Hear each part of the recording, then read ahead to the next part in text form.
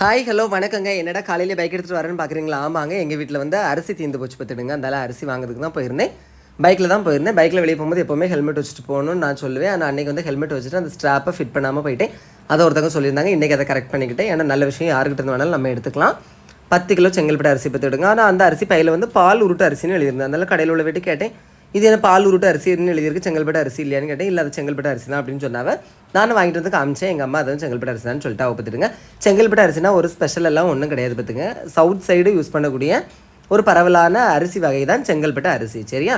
அப்புறம் வந்து அரிசி பையை பிரிக்கிறதுக்கு நான் பட்ட பாடு இருக்கு, ஐயோ கடவுளே அப்படி ஆகிடுச்சு. ஆனால் எங்கள் அம்மா வந்து அசால்ட்டாக பிரிச்சுட்டா பார்த்துடுங்க.